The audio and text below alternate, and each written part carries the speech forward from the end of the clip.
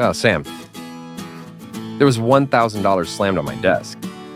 Scared that someone will notice this and mistaken, I quickly took it, pocketed it, and stayed silent. Not because I didn't know it was wrong, but because I didn't want to be that Christian. I was 19, fresh out of school, serving my national service like every Singaporean guy. My platoon mates weren't bad people, but God, faith, that was foreign to them. That's when I realized the secular world operates differently. Months leading up to National Day weekend, we were all called back to support the parade over the weekend. During that shift, some valuables went missing. We were responsible. An investigation began, and the consequences were real. But instead of telling the truth, we made a pact of silence. No snitching, no speaking, just unity. In the name of comradeship, we all lied. That was my first taste of how the world really works. Not through obvious evil, but through normalized compromise. We all want to belong. We crave connection, unity, trust. But what happens when loyalty demands silence against our convictions? Romans 12:2 says, "Do not conform to the pattern of this world, but be transformed by the renewing of your mind." But when you're 18 and everyone's doing it, the pattern of the world feels safer than the call of Christ. Fast forward a few years later, I was now in the corporate world, working for a company we jokingly called the Red Lady. The sales team had a culture, a tribe really. And this tribe, it rewarded results, not righteousness. When I first rejoined them, I made it clear, I don't want to be involved in anything that involves creative solutions. And for a while, they respected that. But when things got desperate, when their backs were against the wall, they came to me. One day, Boddy, one of the sales team lead, walked up to my desk. Slam, a wad of $50 bills hit my table. Sam, here's the $1,000 for you. I hesitated for maybe half a second. Then I pocketed it. Quickly, before anyone from another department saw. That wasn't a bonus. That was hush money. It was proof I had helped and therefore couldn't speak up. I had become one of them. Once you've taken the money, it's hard to walk away clean. But I knew I had to. Therefore, I chose to orphan myself from the tribe when they moved on subsequently to another organization. I chose the pain of loneliness over the comfort of compromise.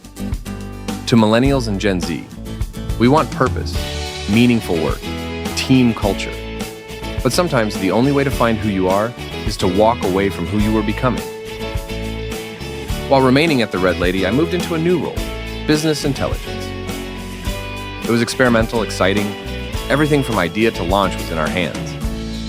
And soon I was managing vendor relationships. One vendor asked me, "Sam, the last guy's gone. What do you want us to do with Part X?" So Part X was a perk, unofficial, unspoken. A gift if you knew the game. I almost replied, "Just keep it and give me a good deal next time." But I caught myself. I remembered the silence, the $1,000, the tribe. So I told them, "Actually, I don't need the Part X. Let's just give us your best price." They were surprised, but we still had a great working relationship. And their quotes, always the most competitive. Here's what I learned. Integrity may cost you short-term perks, but it builds you long-term trust. Joseph in Egypt, Genesis 39-41.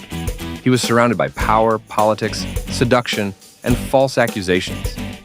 Yet he never stopped fearing God. Even in prison, he served with excellence.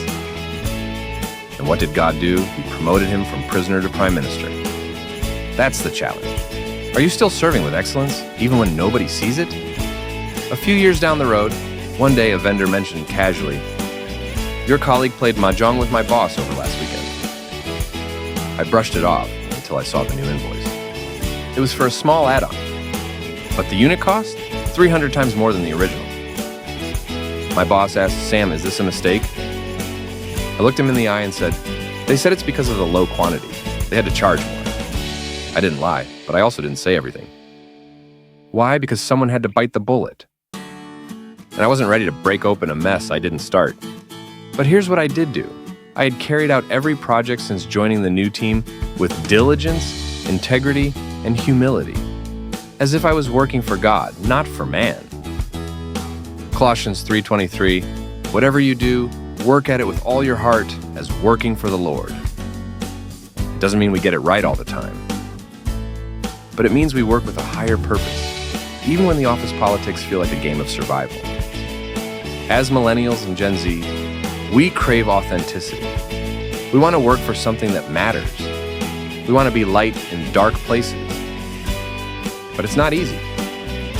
Sometimes being Christian in the workplace feels like walking on a tightrope between being silent and being preachy. But here's the truth. You don't always need to speak loudly to stand for something. Sometimes a quiet refusal speaks louder than a sermon. Jesus said in Matthew 5:14-16, "You are the light of the world. Let your light shine before others, that they may see your good deeds and glorify your Father in heaven." If you've ever felt torn between your values and your job, comment. Integrity is my influence. Share a moment when you stayed silent or took a stand. Do like and subscribe and share this video with someone navigating the same tensions. And remember, you may be the only Christian in the room, but you're never alone. A Revolving Door. Real stories, real faith, real God.